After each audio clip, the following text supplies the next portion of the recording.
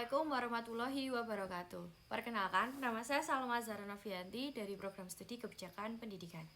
Hari ini saya ingin mengajak kita semua bersama-sama melihat bagaimana kebijakan zonasi penerimaan peserta didik baru ini bekerja di lapangan dan mengapa kita perlu bergerak untuk memperbaikinya.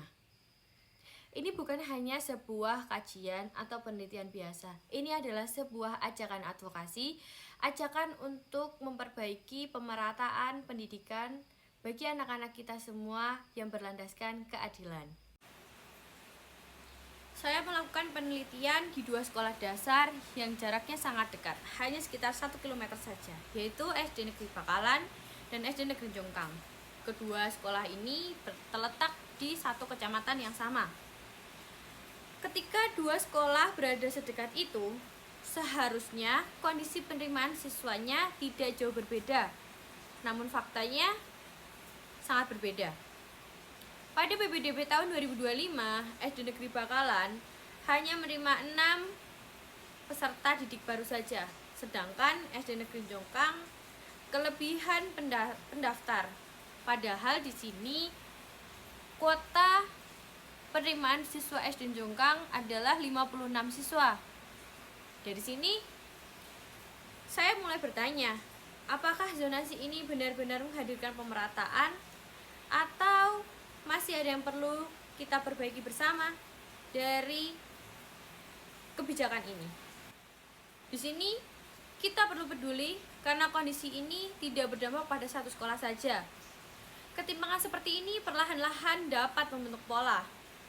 Seperti sekolah yang kekurangan siswa makin tertinggal, sekolah yang penuh makin kewalahan, dan guru yang merasa beban kerjanya tidak seimbang, serta di sini pihak yang paling terdampak adalah anak-anak yang seharusnya mendapatkan pendidikan yang setara dalam satu zona, akhirnya merasakan pengalaman di belajar yang tidak sama karena ketimpangan tersebut yang menghambat proses belajar mengajar di kelas. Kita tidak bisa membiarkan pola tahunan ini terus terjadi di tahun-tahun yang akan datang. Dan disinilah kita membutuhkan advokasi. Di sini kita memerlukan suara yang mengingatkan, suara yang mengusulkan, dan suara yang mendorong perubahan. Dalam advokasi ini, saya tidak berbicara sebagai mahasiswa saja.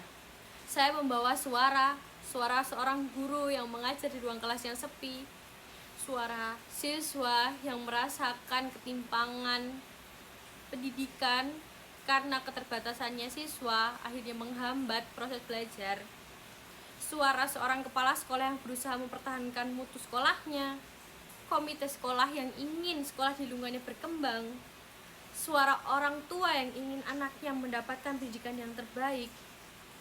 Advokasi ini bukan hanya milik saya, tetapi milik kita semua. Melalui penelitian ini, saya mengajak Dinas Pendidikan Kabupaten untuk mempertimbangkan 3 hal penting. 3 hal yang ingin saya tuntutkan dalam video ini. Yang pertama adalah meninjau ulang batas zonasi. Karena jarak sekolah hanya sekitar 1 km, semestinya distribusi siswa bisa lebih merata. Kedua, menyesuaikan kuota PPDB secara fleksibel. Kuota harus mencerminkan kondisi yang terjadi di lapangan, bukan hanya sekedar angka administratif saja. Dan yang ketiga, yang terakhir adalah meningkatkan transparansi informasi PPDB. Dengan informasi yang transparan dan jelas dan mudah diakses, orang tua dapat membuat pilihan yang tepat dan persepsi bisa diubah dari data, bukan asumsi saja. 3 poin ini bukan hanya tuntutan, tapi ajakan untuk mengevaluasi, untuk membenahi, untuk mewujudkan sistem zonasi yang benar-benar adil. Untuk memastikan perubahan ini dapat diterapkan tepat waktu, saya mengajukan batas waktu. Revisi zonasi, penyesuaian kuota, dan transparansi PPDB harus diputuskan paling lambat 3 bulan sebelum PPDB 2026-2027 dimulai. ini bukan tuntutan yang berlebihan ataupun tidak realistis. Ini adalah waktu yang realistis untuk evaluasi dan sosialisasi. Advokasi ini membutuhkan gerakan yang terencana. Di sini saya menyusun langkah-langkah yang bisa dilakukan bersama. Yang pertama adalah dialog kebijakan dengan Dinas Pendidikan. Dialog adalah langkah pertama untuk menyampaikan gagasan secara terbuka dan resmi. Kemudian, kolaborasi dengan komite sekolah dan tokoh masyarakat. Ketika masyarakat ikut bersama, perubahan lebih mungkin terjadi. Kampanye informasi untuk orang tua dan warga sekitar. Dengan pemahaman yang benar, masyarakat akan mendukung pemerataan.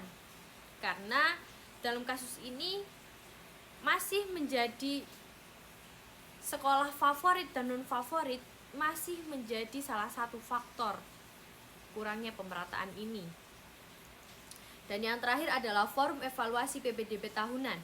Agar kita bisa memantau apakah perubahan yang dibuat benar-benar efektif, saya mengajak semua pihak, semua lapisan, guru, orang tua, komite, bahkan warga sekitar untuk ikut dalam langkah ini.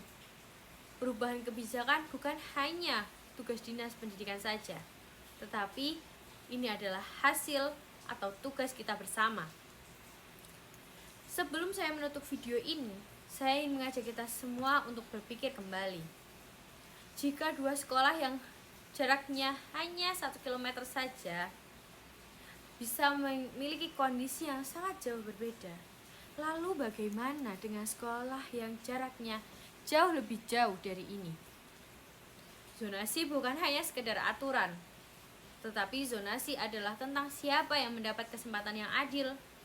Melalui advokasi ini, saya mengajak kita semua untuk bekerja sama memperbaiki implementasi zonasi agar benar-benar mencerminkan pemerataan yang kita cita-citakan bersama. Terima kasih telah menyimak video ini dari awal hingga akhir. Mari kita jadikan langkah kecil ini sebagai awal dari perubahan yang lebih besar. Sekian video dari saya. Kurang lebihnya mohon maaf. Wassalamualaikum warahmatullahi wabarakatuh.